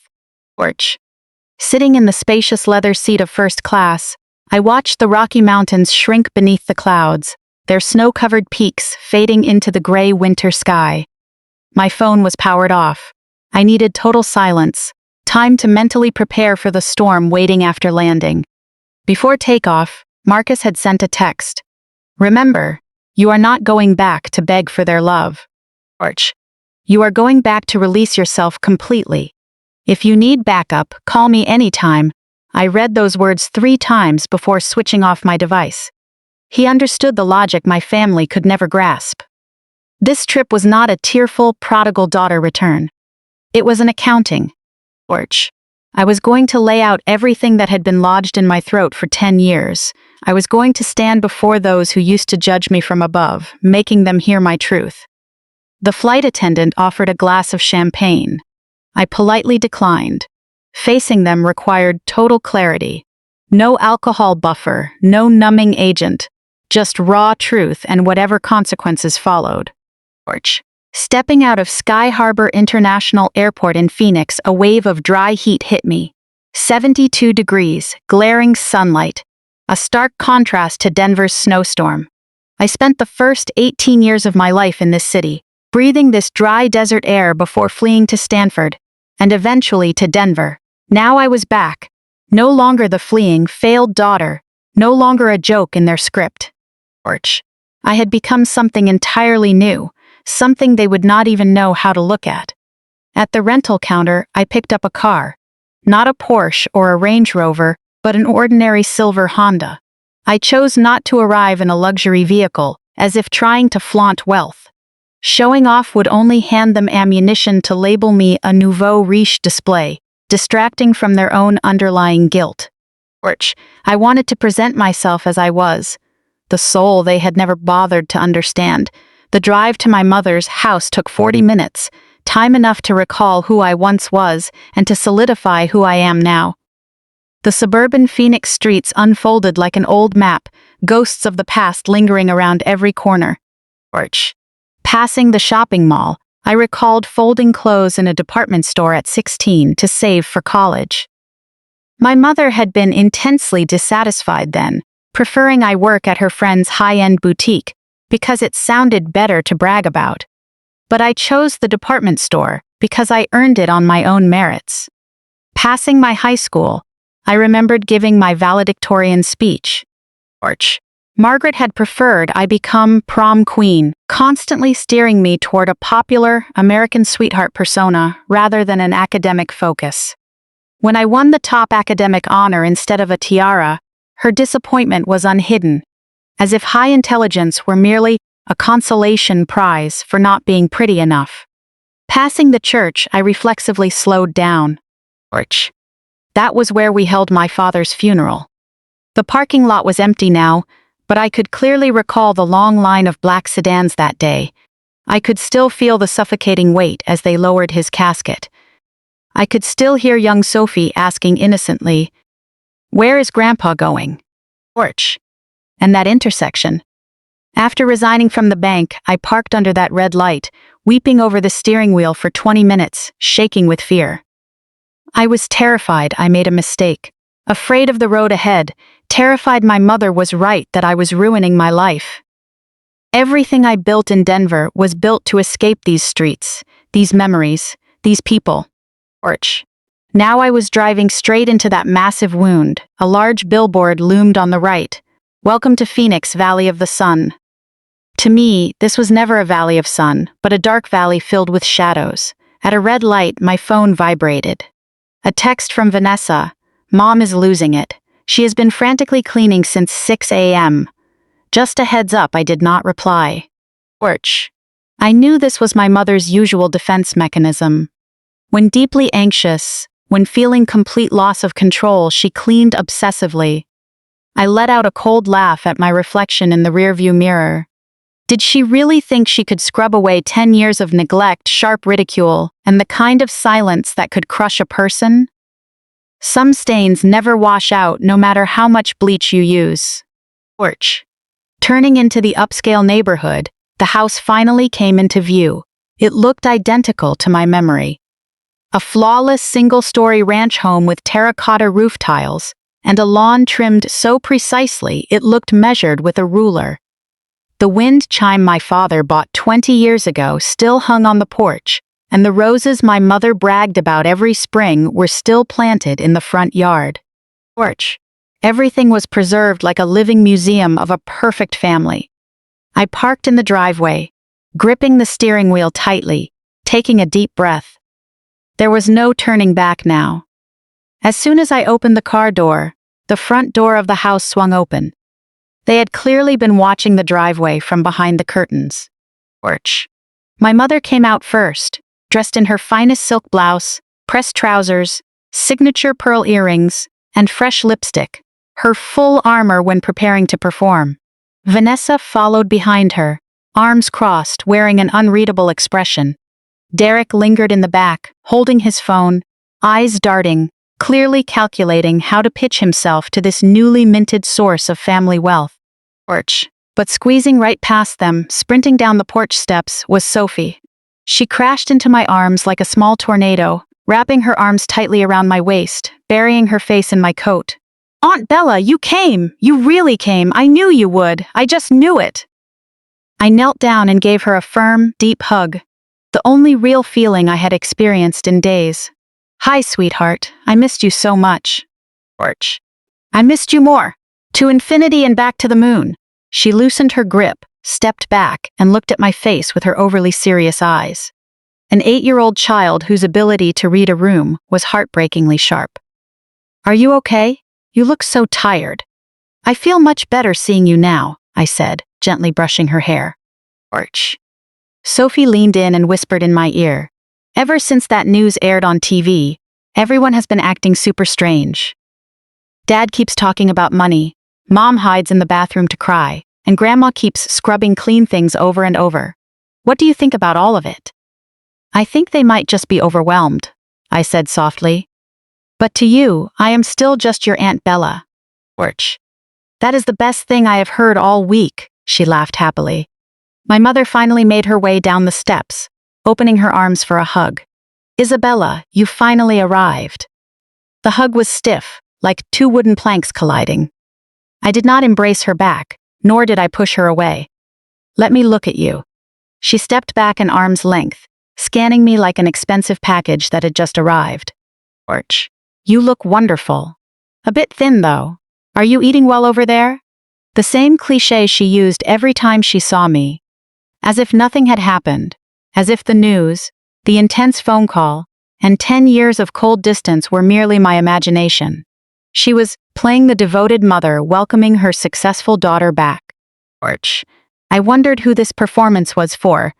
The neighbors across the street, herself, or was she expecting me to play along? Come inside, she masked the awkwardness in her eyes. I made the pot roast and mashed potatoes you loved as a child. I followed her up the steps, through the front door, and then stopped dead in my tracks. Porch. Hanging on the foyer wall was a massive photo gallery, the very wall I grew up with. But something had changed. A few brand new, freshly printed and framed photos had been added. They were all TV screenshots of me from news networks, along with the headline picture from the Forbes website. In a single night, she had forcefully placed me back into a prominent spot in this family. Porch.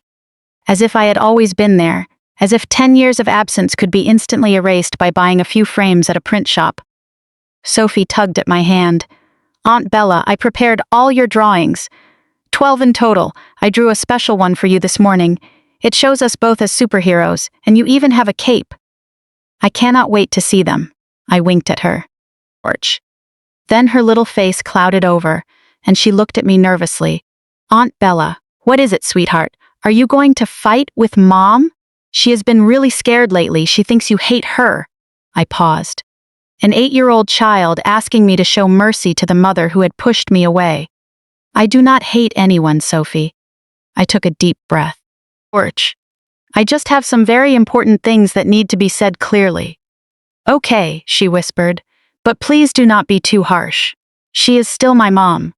The weight of that sentence rested heavily on my shoulders. I nodded, letting her lead me into the living room where everyone sat rigidly. The next hour was an exercise in middle-class suburban performance art. Porch. My mother served food, offering polite small talk. Derek cautiously probed for details regarding the acquisition, searching for any leverage he could use. Vanessa barely spoke, sitting at the corner of the table, staring at me with an unreadable look. Only Sophie was genuine, chatting about school, her hamster, and her piano lessons. Porch. I answered questions mechanically, revealing no core information, politely complimenting the pot roast, even though I could not taste a thing. I played the role of the visiting daughter, keeping my true anger locked firmly beneath the surface. After dinner, I made an excuse to use the restroom, walking down the hallway I had traveled countless times as a child. Porch. Past my former bedroom, past the closet I used to hide in when my parents argued, past the photo wall recording a family I no longer recognized. On my way back, a figure stepped out, blocking my path. It was Vanessa. She had followed me down the hall. At the end of this hallway was the entrance to my father's old study. Porch. His old bookshelves still stood against the wall, filled with Charles Dickens, Ernest Hemingway, and The Great Gatsby, the books he used to read to us at bedtime. Everything, like the rest of the house, was carefully preserved. Isabella, wait. Her voice was completely different from the sharp tone on the phone, soft, carrying a visible tremble.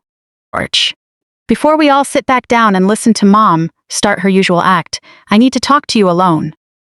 What act? The act where she pretends everything is fine and forces us all to play along. Because to her, smoothing things over is always the easiest route. I studied my sister coldly, my mind quickly evaluating if this was another trap. Porch. But Vanessa just looked utterly exhausted, like a shell drained of life. Her eyes were red and swollen from crying. I know you hate me, she said, lowering her head, and I know I deserve it. I do not hate you, Vanessa. You should. I was terribly harsh to you for years, not just because Mom wanted me to be, but because deep down, I genuinely wanted to look down on you. Porch. Those words hung raw and unreserved in the air. Why are you telling me this now? Because I am suffocating under this disgust. She looked up, meeting my eyes directly. Seeing you on TV, realizing that while we all treated you like a joke, you built a business empire like that. It completely shattered the illusion I kept telling myself. She paused, swallowing hard. Porch. Isabella, there is something I have to confess. Something I did wrong, something even Mom knows nothing about. My nerves tightened instantly. What are you talking about? She glanced toward the living room, where the faint sound of Margaret clearing dishes could be heard. Not here. Can we go somewhere private? Into Dad's old study. Vanessa, what did you actually do? Porch. Her hands trembled violently. The look in her eyes held something I had not seen in her for years. Pure fear. I am the real reason you were no longer invited to any family gatherings. It was not just that Mom was disappointed in you. What do you mean? I actively orchestrated it behind the scenes. I told Mom so many things. things that were completely untrue. George. I made her believe that you were the one who did not want to come home. I froze on the spot, blood rushing straight to my head in an instant. You sabotaged my relationship with the family? Yes. Her voice was barely a whisper. For years, I need to tell you why. She grabbed my wrist, pulling me hard toward our father's old study at the end of the hall. Please, just give me 10 minutes. George. After you hear it, if you want to hate me for the rest of your life, you can. But I think you deserve to know what kind of situation you are walking into before you go back out to that living room. I looked her dead in the eye. You definitely owe me an explanation. Which is why I am telling you this now, before Mom gets a chance to spin things her way. George. I let my sister pull me into the study, stepping past the framed photos and the ghosts of our past. I had no idea what terrible details Vanessa was about to confess, but I knew it was enough to shatter her completely, and I was about to find out if the truth would take me down with her. The door to my father's old study clicked shut behind me. George. It was the first time in 8 years I had stepped back inside this room. Almost nothing had changed. My mother had turned it into a shrine honoring her late husband. In the center sat the large oak desk, its edges smoothed out by decades of use. The leather office chair behind it still seemed to hold the impression of his body. George. Bookshelves lined the walls, filled with heavy accounting ledgers, books on philosophy and his favorite novels. A faint, lingering scent of his favorite pipe tobacco still hung in the air, as if he had just stepped out for a moment and could walk back through the door at any second. This was the only room in this massive house where I had ever felt truly safe. George. As a child, Dad always let me curl up in the armchair in the corner to read while he worked at his desk.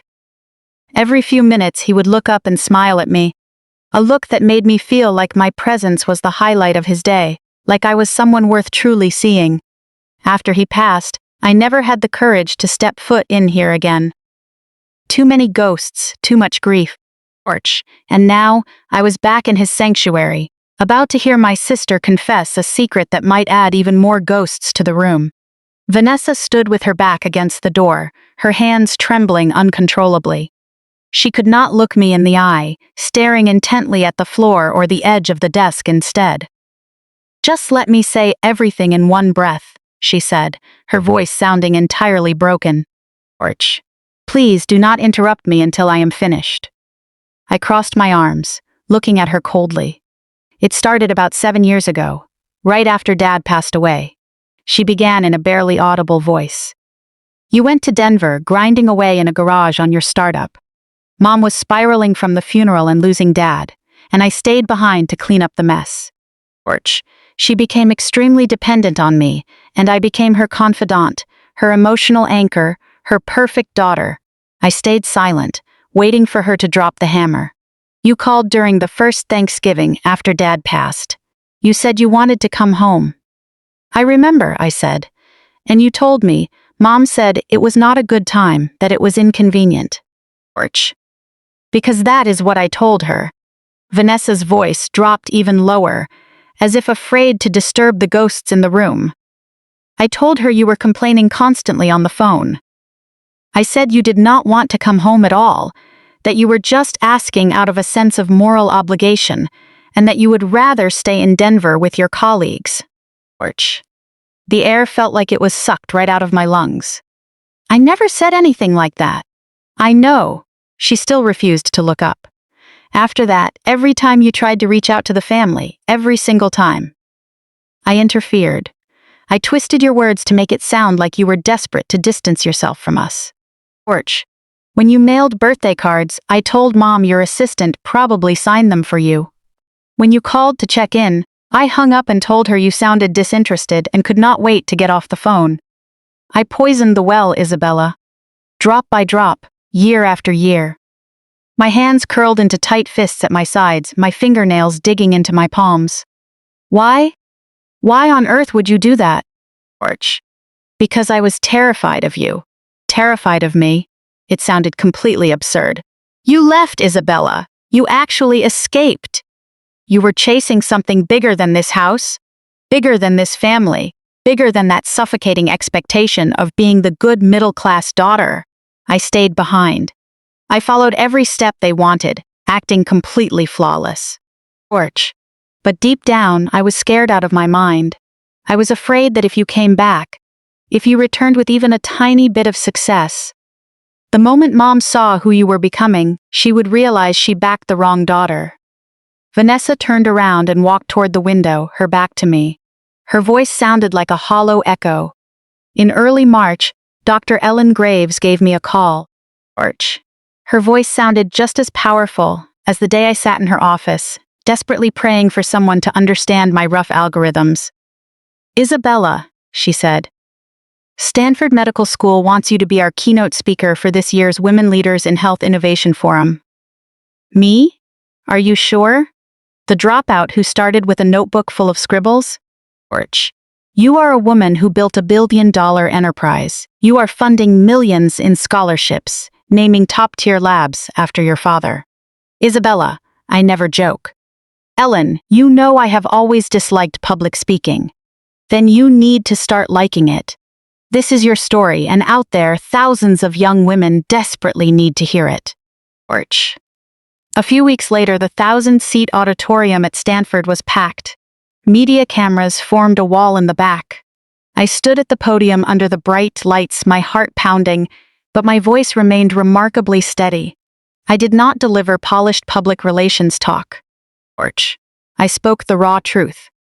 The deep self-doubt, the family that refused to believe in me, and the nights I broke down crying in a basement apartment, feeling completely unhinged for giving up a safe, high-paying career. "Success was never about proving the doubters wrong," I said, looking out at the endless eyes watching me. "Success is about proving to yourself that you were right. It is about holding firm to your inner voice amidst all the deafening noise in the world. If you are sitting here today, tossing and turning at night, wondering if you are good enough, smart enough, or brave enough to take the road less traveled, I promise you, you are more than enough. I stake everything I own on that." The standing ovation lasted for 2 full minutes. I saw Dr. Graves wiping tears from her eyes in the front row. After the speech, a young woman who looked barely 20 found me in the crowd. Extremely nervous, she clutched a plain notebook like a lifeline. "Ms. Wright," she stammered. I am applying for your scholarship. I just wanted to tell you. My family thinks I am out of my mind doing basic research in a lab. They are pushing me to go back and become a CPA. But hearing your story, I do not feel so alone anymore." I stepped forward, gripping her hand tightly. "What is your name?" "Grace." "Grace, listen to me. Never let anyone squeeze you into their narrow little box. This world desperately needs what you are building.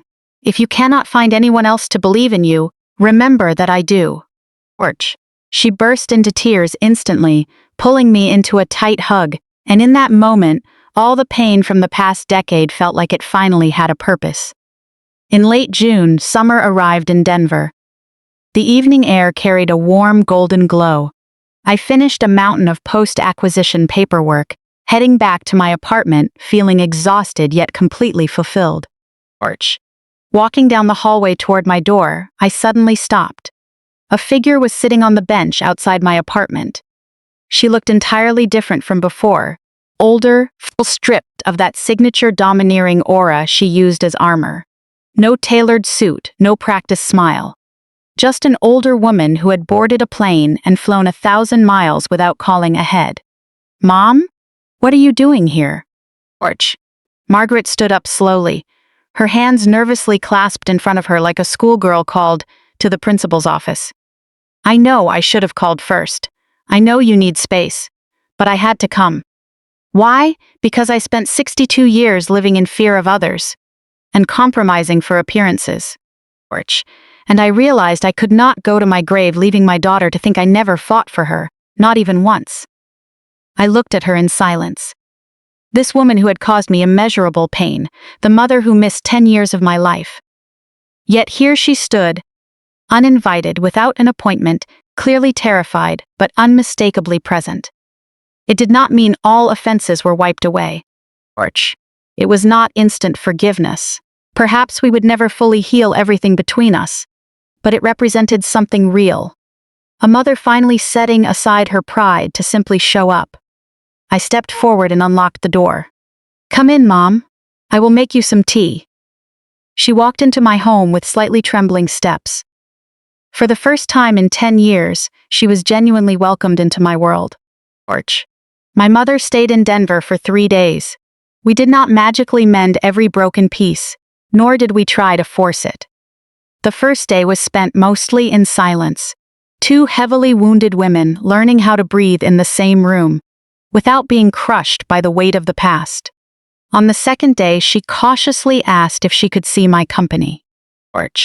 She walked through Med Insight's high-tech hallways, carefully reading every patent plaque on the wall, her fingers gently touching the bricks and glass of the empire her daughter had built from scratch. "I had no concept of this," she whispered softly. "I had no idea what an incredible thing you were doing." "You never asked," I pointed out calmly. "I know. So I am asking now. Tell me everything." Every detail. So I told her. For the next 3 hours, sitting in my office, I poured out the early desperate days. The investors who turned me away, the nights I nearly broke down in front of my screen, and the algorithmic breakthrough that changed everything. She listened. For the first time in her 35 years as a mother, she truly listened. "Your father always knew," she said softly, wiping the corner of her eye when I finished. "For some reason, he could see right through to who you were meant to be.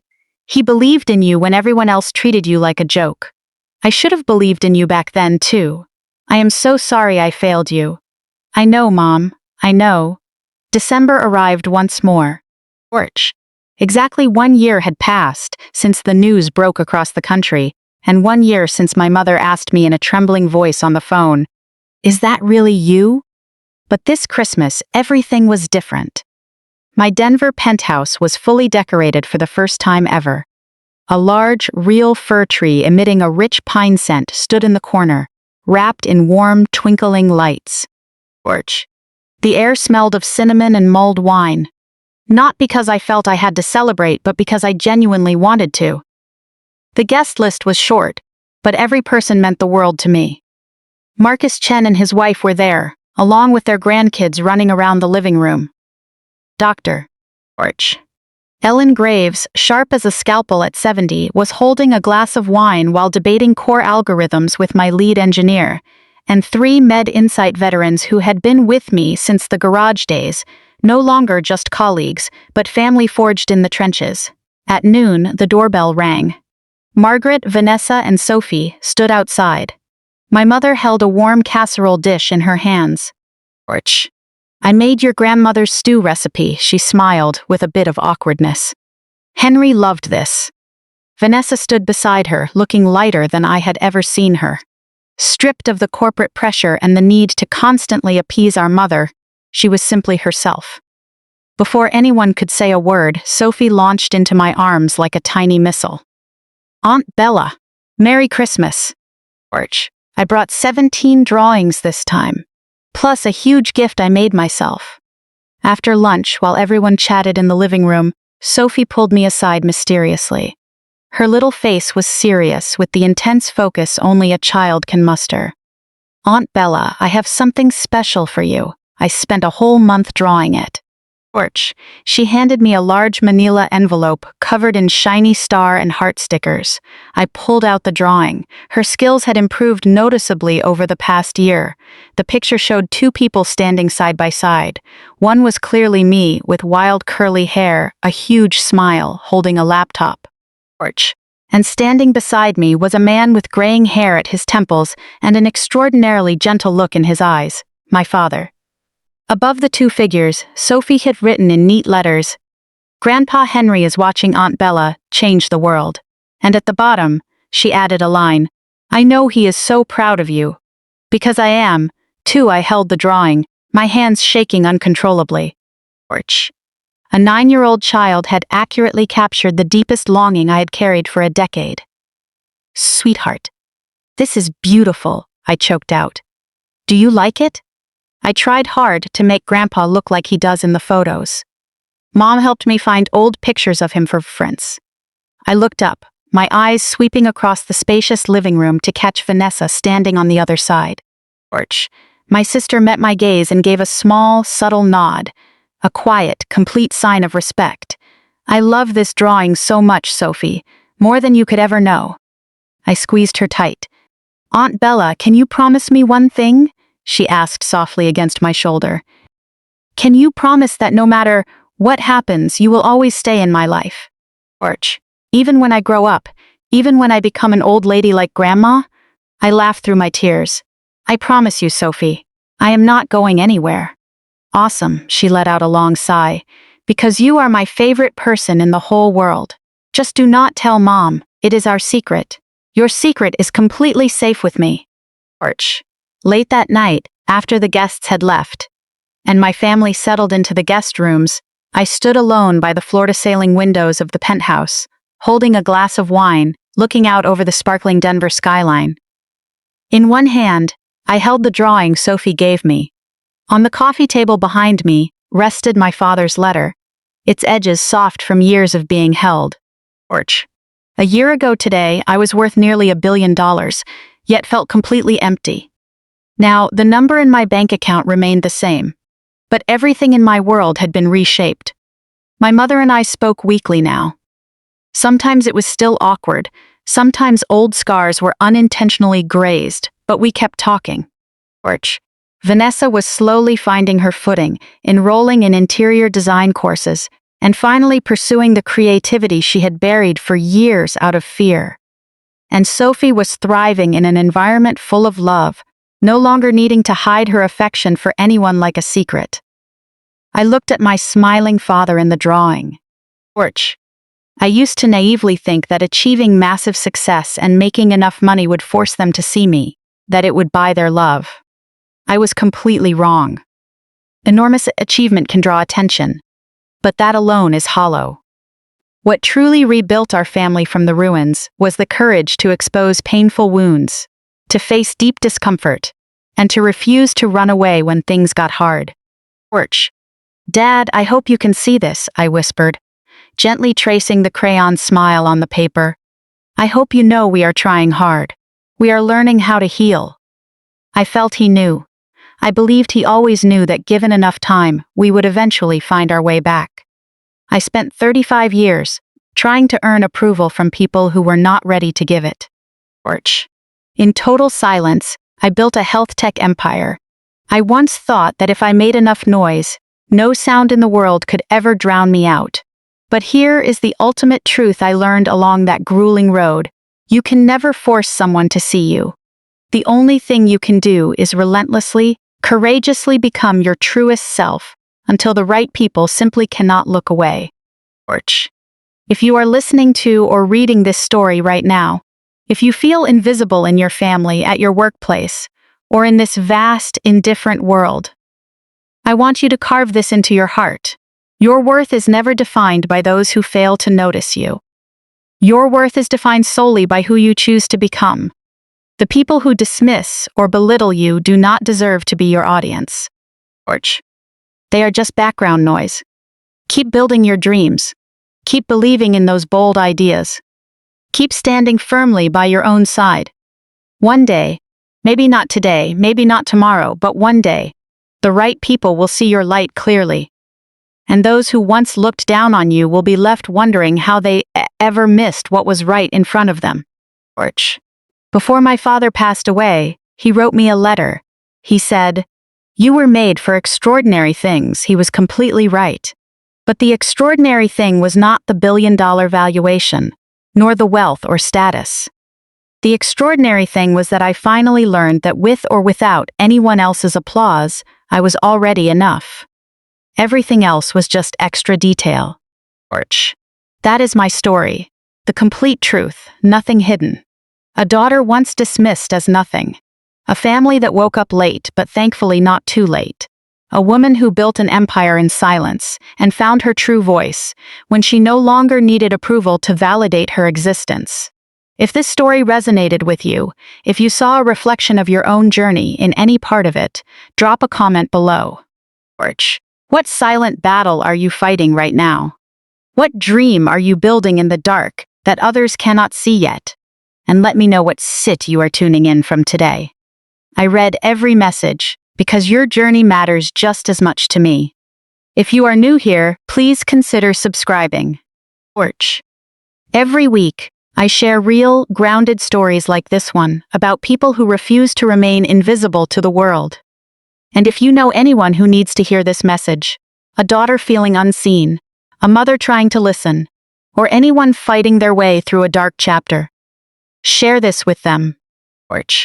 Sometimes, a simple story is all it takes to pull someone back from the edge and remind them that they are never fighting alone. Thank you for staying with me until the very end and for witnessing my journey. Now, go out there and build what you were meant to build. The world is waiting to see the incredible person you are becoming. I believe in you, even if no one else does right now. I will see you in the next story.